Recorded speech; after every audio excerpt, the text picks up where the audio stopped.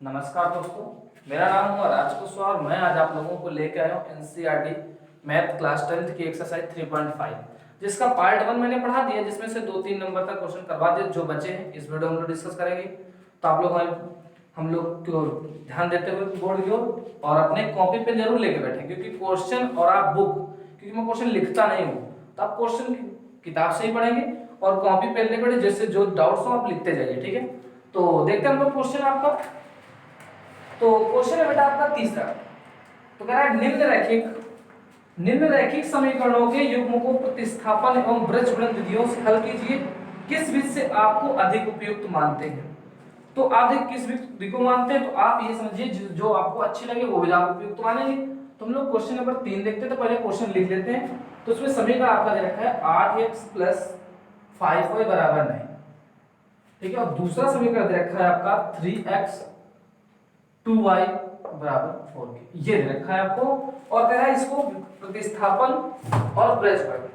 तो आप बताइए, प्रतिस्थापन तो सबको आती है, क्यों? प्रतिस्थापन में करना क्या होता है बेटा? इससे देखो मैं प्रतिस्थापन पहले बता देता हूं आपको करना कैसे। तो इस चीज को आप 3x = 4 - 2y लिख सकते हैं। तो x = 4 - 2y / 3, इसको एक वजह से मान कर अब ये चीज यहाँ पे अप्लाई कर दीजिए। तो 8 4 - 2y / 3, क्योंकि x की वैल्यू इस पास निकाल किस पर में, और 5y = 9। इसका देखिए यहाँ से कोई महत्व नहीं होगा, तो 8 × 32, यहाँ से 8 दूनी 16, 3 के इधर गुणा करोगे तो 15y, 3 बचे 15, और इसी का 3 का इधर 9 3 27। तो यहाँ सब देखिए क्या से -y, तो 32 - y = 27। तो -y = 32 और -32 + 27, तो -y = -5 के।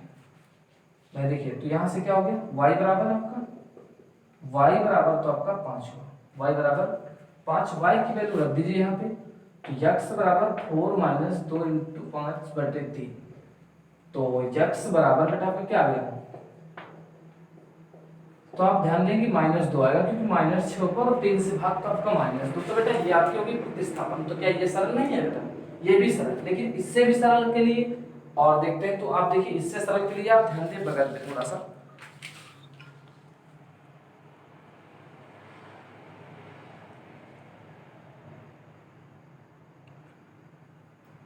चलिए देखते हैं। तो अब आप देखिए यहाँ पे, तो अब उस देखो इसको कैसे करेंगे। पहले इसको आप सही से लिखें, तो 8x + 5y - 9 = 0, और यहाँ से 3x 2y - 4 = 0। अब देखिए बेटा, इस तरह में x की वैल्यू के लिए मैंने बहुत अच्छे से बताया था कि x की वैल्यू कैसे निकालते हैं बेटा। तो मैंने कहा था नीचे जो लिखा जाता है वो इसलिए, तो 8 दूनी 16, 3 बचे 15, ये तो फिक्स है। उसके बाद अगर x की वैल्यू का, तो ये पार्ट खत्म, तो 5 चौक 20 माइनस का, और यहाँ से 9 दूनी 18, तो माइनस प्लस। तो x बराबर आप देखिए बेटा, ऊपर से आपका बचा -2, नीचे बचा 1, तो आपका x बराबर -2। अब y बराबर नीचे हो जाएगा 16 - 15, ऊपर y का पार्ट खत्म, तो 8 चौक 32, और इसका गुणा करें तो प्लस का 27। बेटा आपके यहाँ से y बराबर क्या आ गया? माइनस का ही, हाँ माइनस का आपका देखिए यहाँ से एक चीज ध्यान दें, इस पे होता है बेटा बाहर y पार्ट से माइनस, तो आएगा प्लस का 5।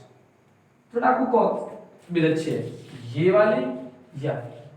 तो ये आपको समझना है और आपको रखना है। तो आप इसके लिए खुद आप बताएंगे कि कौन सी विधि आपको पसंद है। तो इसका स्क्रीनशॉट ले लीजिए आप लोग।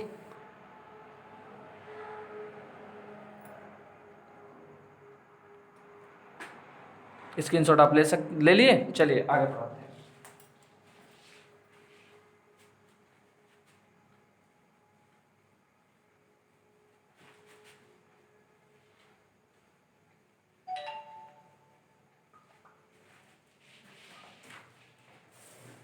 तो बेटा चौथा क्वेश्चन देखिए, चौथे का पहला क्वेश्चन आप लोग पढ़ लीजिए। क्वेश्चन को कह रहा है एक छात्रावास के मासिक व्यय का एक भाग नियत है तथा शेष इस प्रकार निर्भर करता है कि छात्र ने कितने दिन भोजन लिया है। जब एक विद्यार्थी ए को जो 20 दिन भोजन करता है वो 1000 रुपए व्यय करता है, और जबकि एक विद्यार्थी बी जो 26 दिन रहता है वो 1180 अदा करता है। तो प्रतिदिन और नियत व्यय ज्ञात कीजिए। तो बेटा आप लोग ये समझिए कि यहाँ से हमको ये मानना है कि नियत किराया, तो हम लोग मानते हैं नियत किराया, नियत किराया, नियत किराया अगर हम लोग मानते हैं कि x रुपए है वहां से, और प्रतिदिन, प्रतिदिन किराया, प्रतिदिन का किराया हम लोग क्या मान लेते हैं बेटा y। ये जो है वो दिन पे डिपेंड करेगा, लेकिन ये दिन पे नहीं चाहिए। आप एक दिन खाते हैं तो भी ये देना पड़ेगा, और ये दिन पे डिपेंड कर रहा है। तो x प्लस 20y, क्योंकि पहले ने 20 दिन खाया तब उसने 1000 रुपए दिए थे, सवाल नंबर समीकरण नंबर 1। फिर दूसरे ने जो है वो आपसे खाया 26 दिन खाना, और वो 26वां तब उसने 1180 रुपए दिए बेटा।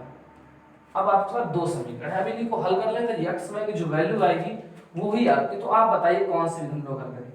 तो हम लोग देखिए, आप विलोपन भी कर सकते हैं, प्रतिस्थापन भी कर सकते हैं, लेकिन इसमें आपको ये दे रखा है कि जिसका अस्तित्व तो उसका बीजगणितीय रूप से करना, अगर इसमें नहीं दिया है, हाँ इसमें ये नहीं दे रहा कि हल करना है, बस बीजगणितीय विधि से ज्ञात कीजिए, किसी बीजगणितीय विधि से ज्ञात कीजिए।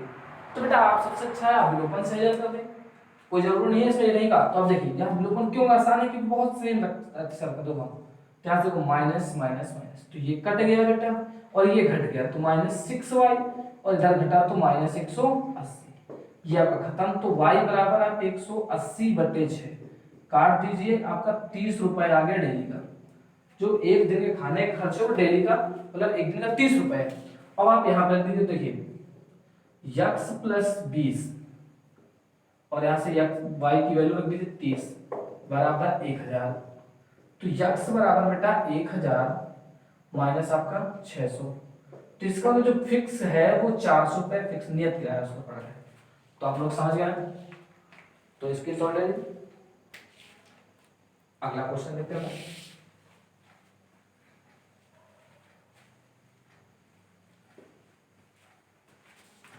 अगला क्वेश्चन देखिए, दूसरा नंबर कह रहा है बेटा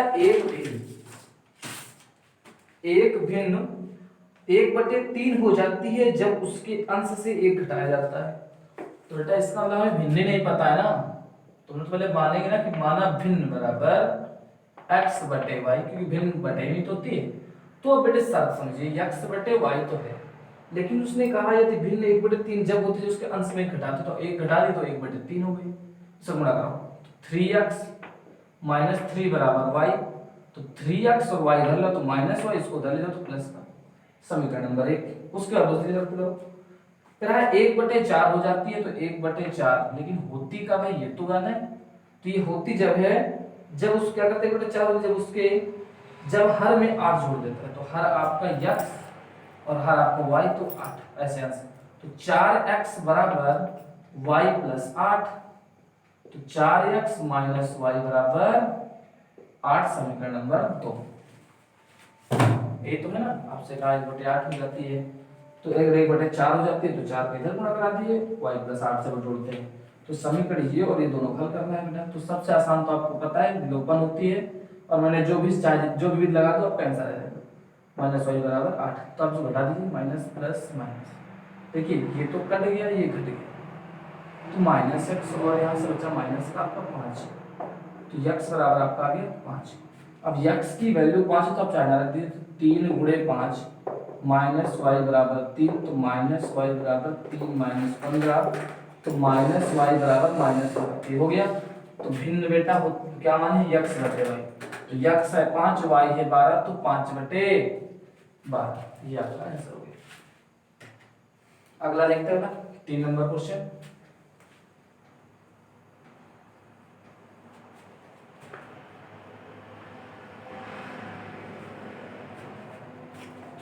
चौथा नंबर क्वेश्चन है सर, यार हाँ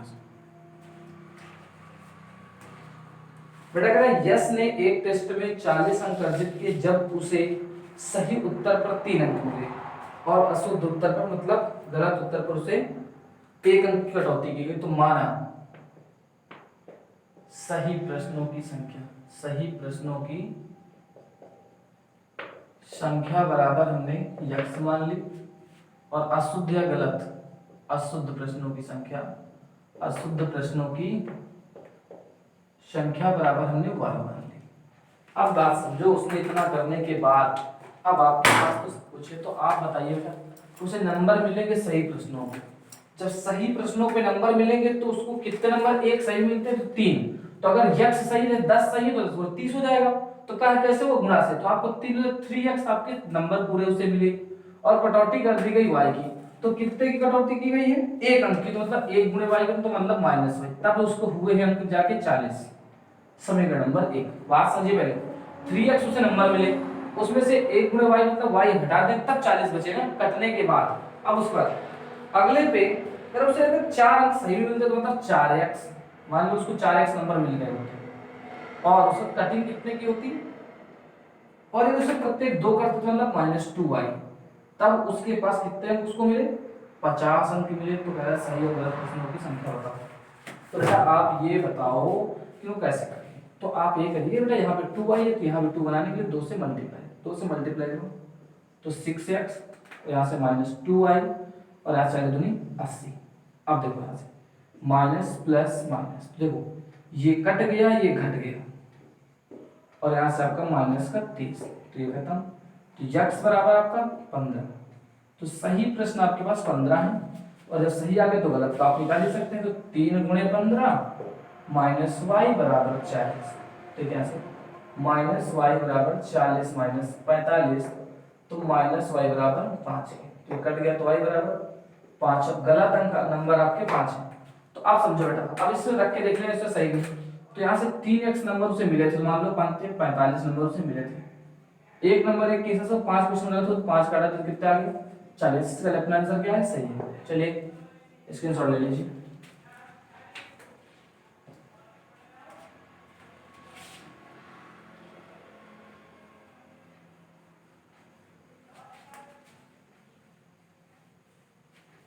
अगला क्वेश्चन बेटा आपका 4 नंबर। अब देखिए कह रहा है कि एक राजमार्ग पर 2 स्थान। मैं बेटा यहां समझता हूं कि एक ये ए है स्थान, और यहाँ पे एक बी स्थान है। अब देखिए यहाँ पे जब एक कार यहां से जा रही है, ठीक है, एक कार यहां से है और यहां से एक कार इधर से आ रही है। अब देखिए यहां से ए और बी 2 कारें हैं, और इनके बीच की जो आपकी दूरी है वो यहां से लेकर के यहां तक की जो दूरी है वो है आपकी 100 किलोमीटर। कितनी है इन दोनों के बीच की दूरी, 100 किलोमीटर। तो अब देखो बेटा, एक कार ए से तथा दूसरी बी से एक ही दिशा में, अब बताओ ए और बी से अगर इधर को दोनों चलेंगी तो सापेक्ष चाल, आपको पता है कि सापेक्ष चाल घटती है। जब ये एक ही दिशा में चलते हैं, एक ही दिशा में चलते हैं, तो आपको पता होगा समय बराबर या आप चाल बराबर, चाल बराबर दूरी बटे समय। पढ़ा है नहीं पढ़ा, दूरी बटे समय। तो अच्छा बताओ अब यहां से क्या है, चाल जब बेटा एक ही तरफ चलेंगे ना, सापेक्ष एक ही ओर चलने पर, एक ही दिशा में, एक ही दिशा में चलने पर, एक ही दिशा में चलने पर, अब एक ही दिशा में चलेंगे तो सापेक्ष चाल घट जाती है। तो अगर ये x से चल रहा है, हमने यहां से माना कि ये x से a b ही रखो, मान लेते हैं a b स्थान है, तो हम मान लेते हैं a पे स्थान पे a ही है। तो देखो यहां से अगर a चाल थी हमारी, तो अगर a आगे है और b पीछे, तो यहां से a माइनस b हो जाएगा a माइनस b बराबर कितनी दूरी चल रहा है, 100, और कितने घंटे, 5 घंटे। तो a माइनस b आपका कितना आ गया बेटा, से 20 आ गया, समीकरण नंबर 1। उसके बाद मैंने यहां से दूरी मानी है, a वाली जो एक जगह चल रही है उसको a ही नाम दे दिए, उसकी मान लिया a चाल है, और b वाले की b चाल है। उसी प्रकार जब बेटा विपरीत चले तो चालें जुड़ जाती है, विपरीत पे लिख देंगे यहां से, विपरीत दिशा में, विपरीत चलने पर, विपरीत दिशा में, ठीक है। तो चालें जुड़ेंगी तो चाल हो गई a प्लस बी, और चला कितना, 100, और कितने देर में, 1 घंटे में। तो a प्लस बी कितना आ गया आपका, 100 आ गया, समीकरण नंबर 2। अब दोनों को बेटा मैनेज करके हल करना है। तो देखो यहां से a प्लस बी बराबर 100, हल कर दो बेटा, जोड़ दो, ये कट गया, तो 2a बराबर 120। तो आपका a बराबर मतलब जो एक है उसकी चाल है 60 किलोमीटर, और बेटा दो b की निकालना चाहे तो 60 इसकी हो गई, या फिर समझो इसमें रख दोगे मान, और b बराबर 100 किसी भी रख दो आप ना, तो b बराबर कितना आ गया, 40 किलोमीटर। तो एक कार जो है वो 60 से चल रही है, दूसरी 40 से चल रही है, आप नोट कर लीजिए। स्क्रीनशॉट ले लीजिए।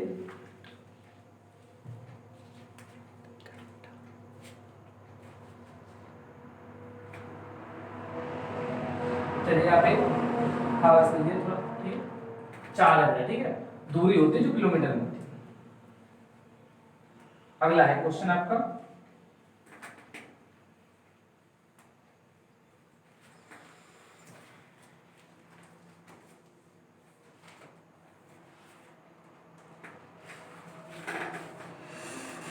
इसमें एक क्वेश्चन बचा है 5वां नंबर।